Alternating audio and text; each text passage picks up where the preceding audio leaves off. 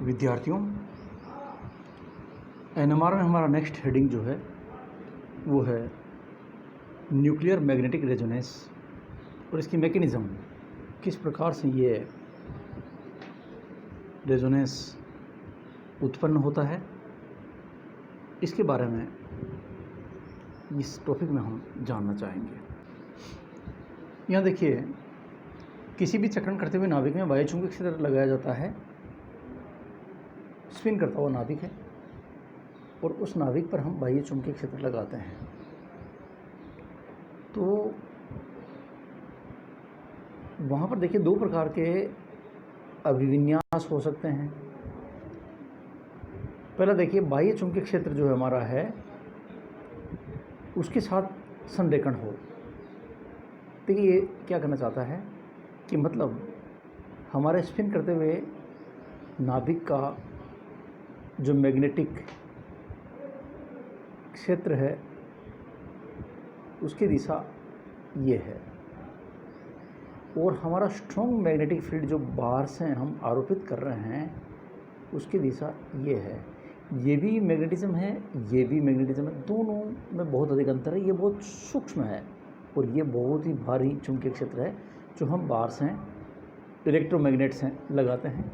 और ये हमारा ऊपर का जो है हमारा, ये उस स्पिन के न्यूक्लियस के स्पिन करने के कारण उस पर उत्पन्न हो रहा है।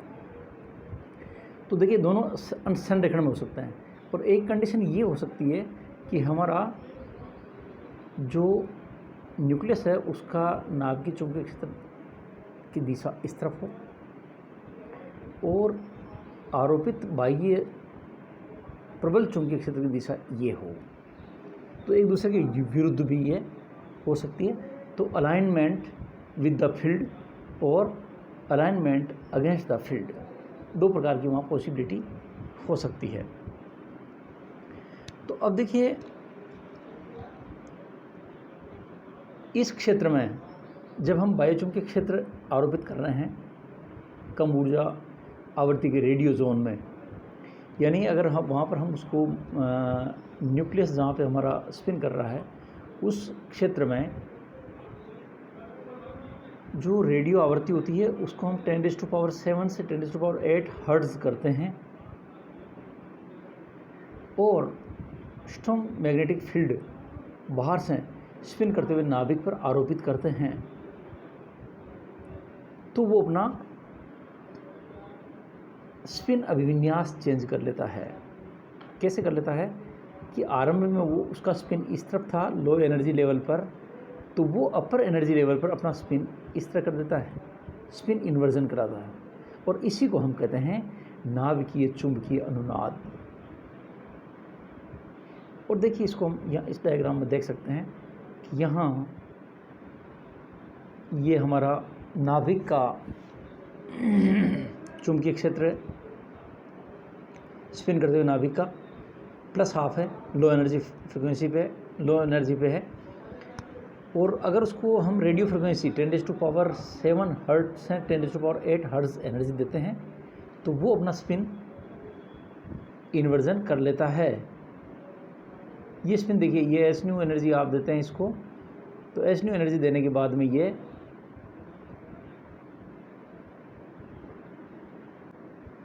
अपना स्पिन इन्वर्जन कर लेता है। ये बाह्य चुंबकीय क्षेत्र की दिशा है, देखिए यहाँ पे इसमें दिखा रखा है, इस तरफ बाह्य चुंबकीय क्षेत्र है और ये यहाँ पर स्पिन कर रहा है और ये अपना इन्वर्जन कर लेता है। जब हम उसको रेडियो आवृत्ति कितनी दे रहे हैं 10⁻7 से 8 हर्ट्ज की जोन में अगर हम एनर्जी देते हैं उसको, तो इस प्रकार से वो स्पिन करता है। इसी को हम कहते हैं नाभिकीय चुंबकीय। इस चक्रण अभिविन्यास को बदलने में रेडियो फ्रिक्वेंसी के जोन में ऊर्जा अवशोषित होती है और उस ऊर्जा को हम इससे रिप्रेजेंट कर सकते हैं। देखिए आप, ये आ रहा है कि जो एनर्जी डिफरेंस है हमारा वो यहाँ आ रहा है कि ये energy of absorption equal to energy -½ minus energy +½ equal to H nu, एक क्वांटा, एक फोटोन के अवशोषण से इस प्रकार का ये अभिविन्यास अपना बदलता है। और इस बाह्य चुंबकीय क्षेत्र की तीव्रता जो होती है उस पर डिपेंड करता है ये एनर्जी गैप, ये क्वांटा। यदि आप प्रबल चुंबकीय क्षेत्र बाहर से आरोपित कर रहे हैं तो ये गैप भी बढ़ जाएगा।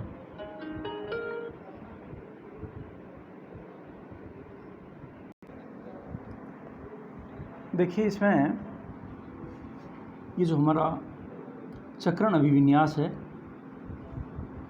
इसके ऊर्जा स्तरों में अंतर जो है वो नाभिक पर डिपेंड करता है, क्योंकि अगर हम हाइड्रोजन, क्लोरीन, फ्लोरीन या किसी भी तरह का हम किसी एटम नाभिक की बात करते हैं तो उन पर आवेश और द्रव्यमान दोनों अलग अलग होते हैं, और इसके कारण चुंबकीय आघूर्ण और कोणीय संवेग का अनुपात भी अलग हो जाता है। तो चुंबकीय आघूर्ण और कोणीय संवेग के अनुपात को देखिए हम ये कहते हैं गायरोस्कोपिक मैग्नेटोगायरिक रेशियो बोलते हैं। देखिए गायरो चुंबकीय अनुनाद कहा गया इसको, गायरो चुंबकीय अनुनाद, मैग्नेटोगायरिक रेशियो, इस नाम से इसको गामा से रिप्रेजेंट करते हैं। और प्रोटॉन के लिए इसका मान जो होता है यह 26,753 एक रेशियो है जो चुंबकीय आघूर्ण और कोणीय संवेग के अनुपात को डिफाइन करता है। इसको देखिए एनर्जी के साथ में इसका रिलेशनशिप इस तरह से है कि delta E is equal to F function, F और फंक्शन गामा एच जीरो, जहाँ गामा जो होता है वो तो आपका है गायरोस्कोपिक रेशियो, जिसको हमने अभी आपको यहीं पे बताया है, ये चुंबकीय आघूर्ण और कोणीय संवेग उसका अनुपात है। और एच जीरो आरोपित चुंबकीय क्षेत्र, बाहर से जो हम स्ट्रॉन्ग मैग्नेटिक फील्ड लगा रहे हैं एच जीरो वो है चुंबकीय क्षेत्र है। और कोणीय संवेग के बारे में हम जानते हैं कि h/2π का पूर्ण गुणांक होता है, ये बात हम जानते हैं।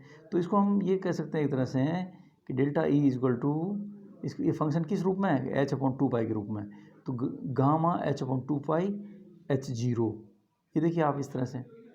और फिर एच न्यू की बात करें हम तो एच न्यू जो होगा, एनर्जी को हम निकाला है इसमें, तो इस जगह gamma h/2π h zero no equal to gamma upon 2π h zero, h two h cancel out, इस एच से ये एच निकाल दो, तो उसके बाद जो बचा no equal to gamma upon 2π h zero, ये हमारा इसका आवृत्ति निकल कर आती है। प्रोटॉन के लिए इस गामा का मान जो है 26,753 अगर रखते हैं,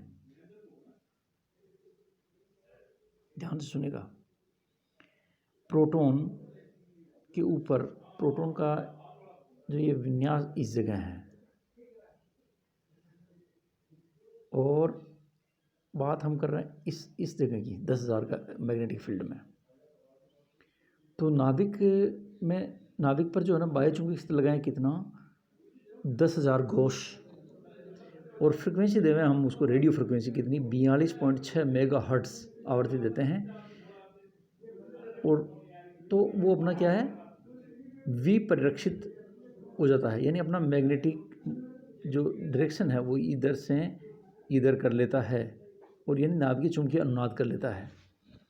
अब इसको यदि हम 14,100 गोश देते हैं मैग्नेटिक फील्ड को, यानी 1.41 tesla, 10,000 equal to 1 tesla, 10,000 gauss equal to 1 tesla, तो यहाँ पर आपको 60.6 मेगाहर्ट्ज़ की विकिरण की ज़रूरत पड़ेगी अपना स्पिन इन्वर्जन करने के लिए, यानी इस 6.6 मेगाहर्ट्ज़ आवृत्ति के विकिरण के ऑसिलेशंस हैं वो अपना इन्वर्जन करेगा। इसी प्रकार अगर आप देखते हैं तो 70,400 गोश यानी 7.04 टेस्ला की तीव्रता वाला चुंबकीय क्षेत्र लगाया जाता है, तो 300 मेगाहर्ट्ज़ आवृत्ति के विकिरण का अवशोषण होता है। ये देखिए आप, ये सारी बातें यहाँ पर है, ये आवर्त चुंबकीय क्षेत्र है, ये एच जीरो है, और जहाँ पर अगर आप इसकी टेस्ला कितना, यहाँ पर H zero equal to 1 tesla है, यहाँ H zero equal to 1.41 tesla है, यहाँ एच जीरो 7 टेस्ला है, और ये रेडियो आवृत्ति है। इसमें इस तरफ अगर ऊर्जा देखते हैं, डेल्टा ई का मान यहाँ पर जो गैप है ये आवृत्ति 42.6 पर है, और ये हमारा जो है इसको देखिए आप, ये 70.04 पर और 300 मेगाहर्ट्ज़ पर, 60.6 मेगाहर्ट्ज़ पे, 42.6 मेगाहर्ट्ज़ पर। तो इस प्रकार से ये हमारे अलग अलग क्षेत्र में प्रोटॉन के लिए हम आवृत्ति और मैग्नेटिक फील्ड की निर्भरता को देख सकते हैं कि जैसे जैसे हम मैग्नेटिक फील्ड को बढ़ा रहे हैं वैसे वैसे रेडियो फ्रिक्वेंसी की अवशोषण तीव्रता भी बढ़ती 42 से देख कर ही आगे बढ़ते हुए 60 उस आगे 300 मेगाहर्ट्ज तक पहुंच जाती है। तो